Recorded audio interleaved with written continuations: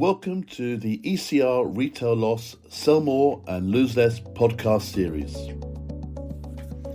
Bodyworn cameras, increasingly being used in retail, certainly in UK stores, but also increasingly around the world.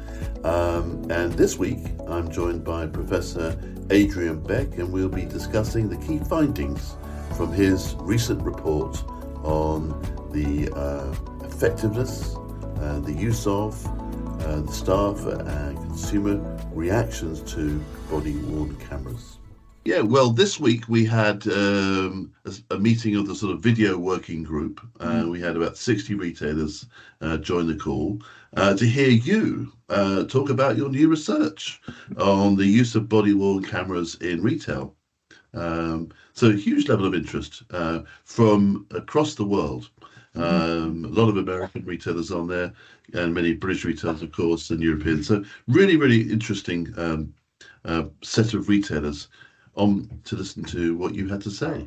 The report is available to download from the website, but perhaps just to give a flavour of what is in the report, maybe two or three key takeaways or questions that you need to think about as a retailer on this particular technology.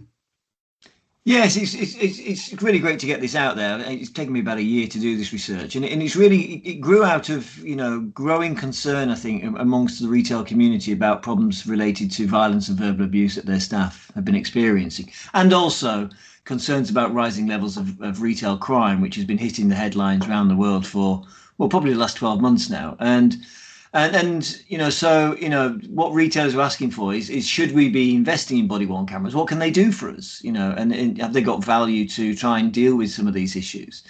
And in some countries, they've been in use for quite a while, haven't they? Certainly in the United Kingdom, then there's been a number of retailers who've been using them for several years now, whereas in other countries, they simply haven't been used. And we're seeing in the USA, for instance, growing interest, but still some concerns around privacy around their use. And then in other countries, they're not being used at all. So my research was just trying to understand how people have been using them and what the potential value might be. And I think what the research generally found was that retailers are investing in this technology primarily to try and deter people who are likely to commit violence and verbal abuse, and also to try and de-escalate those situations. So the idea is that the camera makes a much more visible representation of the risk amplification idea, which is, look, if you continue to be verbally abusing me, to be threatening and threatening behaviour, then I'm going to turn this camera on and I'm going to record you. And we know from other research that when that tends to happen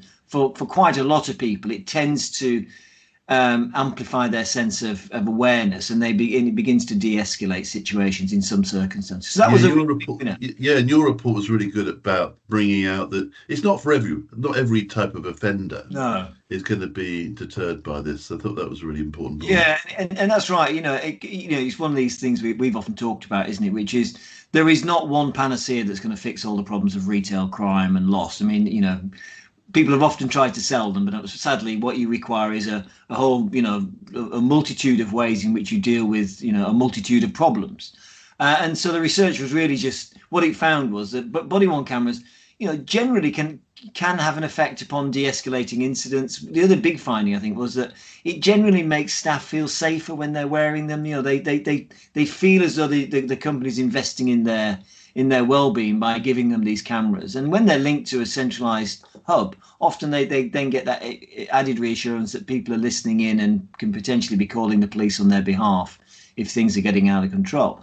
And then the third reason was around, it can actually begin to help gather evidence, although it wasn't being used that much compared to the other two reasons I mentioned.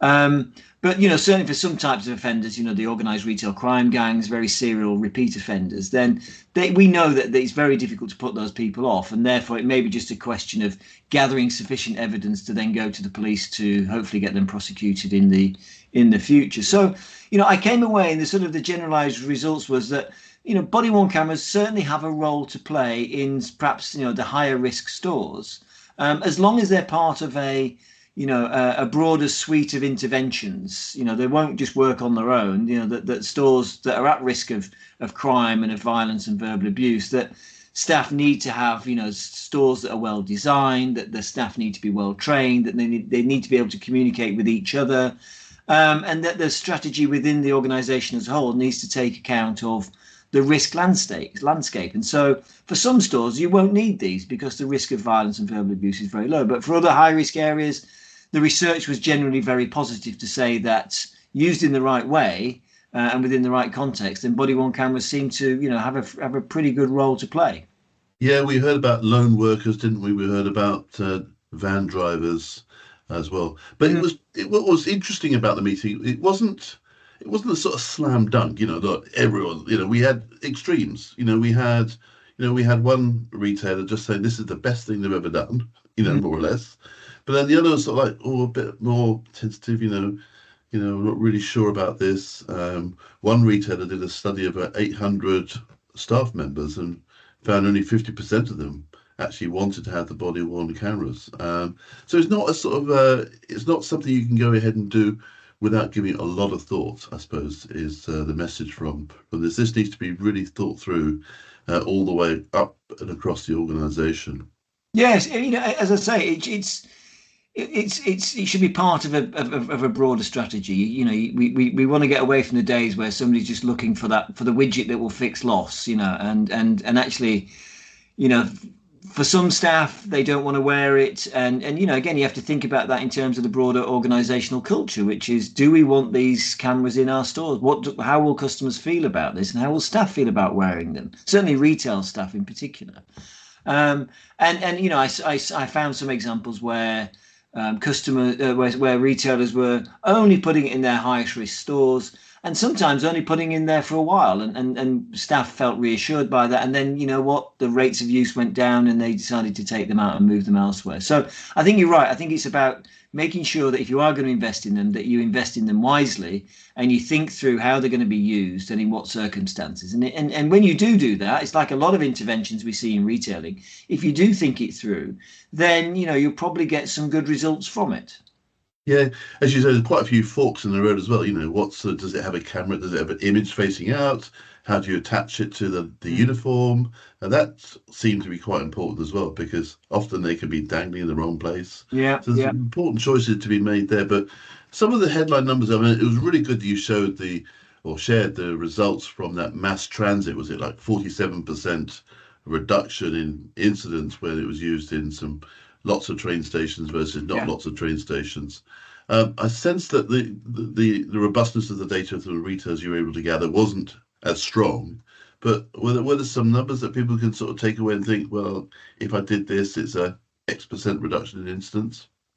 Yeah, you're right. It was challenging getting sort of hard quantitative data that was built upon robust methodologies, and it's an age-old problem we've had within our world of retail research is, retailers are not data collectors, they're retailers. That's their job. Their job is to sell products and keep customers happy, and make a profit. My job as an academic and a researcher is to try and get really robust methodologies and data that I feel confident is giving me a representation of the truth. And so some were able to share numbers around how they try to measure, particularly reductions in levels of violence and verbal abuse, which is obviously one of the key measures you could have with body-worn cameras. And on average, those who were able to share said that they'd seen a reduction of about 37% in the number of incidents, and it ranged from around 13% to as high as 70% nearly. But the underlying numbers were very small. You're looking at shifts of numbers from, for instance, from 12 to 5 in the number of incidents underlying it. So you've got to be very careful of the problem of. If only there were more incidents, yeah. Yeah, that's right. Yes. Says the academic. But where retailers were a little bit stronger was when they'd done perception surveys of staff who were using them, and because that's easier data to collect in some respects. And what we found there was that generally staff do feel safer when they're using when they're wearing these cameras. It's like a comfort blanket, but there's this sense that that it gives them a sense that the company's taking their problems seriously, and look, we're investing in your security. I think the big thing about this, because you and I know that video technologies have been around retailing for 50 years now. I mean, this is not a new technology, video, and actually its overall impact has been really quite modest in terms of reducing retail crime and loss. You can see the numbers are going up, and yet every retail store's got lots and lots of video technologies in there. And I think this really speaks to the issue of what we call dosage, which is people are now so familiar with video in stores that they don't see it anymore. They don't recognize it. And therefore, it doesn't have that deterrent impact because it's just part of the wallpaper of retailing. And I think what body-worn cameras are very good at is really amplifying that sense of dosage. It's there. It's on the chest of the person who you're now shouting at. And you can see that it's going to begin to record you if they press that button, and you see your face on there. So I think that's where we're seeing the big difference here, is this sense of increasing the dosage capability of video. And we see it, of course, with the use of, when we see it with public display monitors, don't we? The reason why retailers are doing that is saying, hello, customer, look, you're on video. Look, you can see this, because they recognize having a camera on the ceiling is now just lost in the fog of, of technology within retail stores. So I think that's one of the powerful things, is it increases that sense of dosage. Yeah, no, I like that. And, going back to the staff point, I asked my wife last night whether she would use it. She said, yeah, I would. At least if I get beaten up or whatever, then at least there'll be a record of it, Yeah. So I think it's quite convincing from the staff perspective. So if you're not an academic, Adrian, you'd be suddenly turned into a vice president of loss prevention for a big retailer.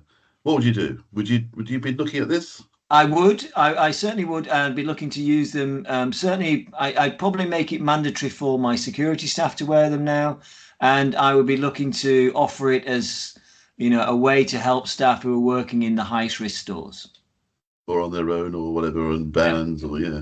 Okay, perfect. Very targeted, yeah. Very targeted. And you'd think it's, very good. Well, look, thank you for that. The report, as I said, is available to download and get hold of. It's a great report. And a really valuable contribution to this technology. So big thanks, and we will see you next time. Cheers, Colin. Bye-bye. Well, that's all we have time for this week. Thank you for joining us, and thanks to all the ECR retail loss community for the sharing of their knowledge, their research, and latest learnings that ensure that we become truly a global platform for learning. My name is Colin Peacock. This is the Sell More and Lose Less podcast, and if you liked it, please subscribe so you automatically get all future episodes. And also, if you think your colleagues and friends might also like it, please ask them to follow ECR Retail Loss on LinkedIn and tune in to our next podcasts. If you didn't like it, then let us know and we'll try and fix it. Either way, see you next time. Thank you again.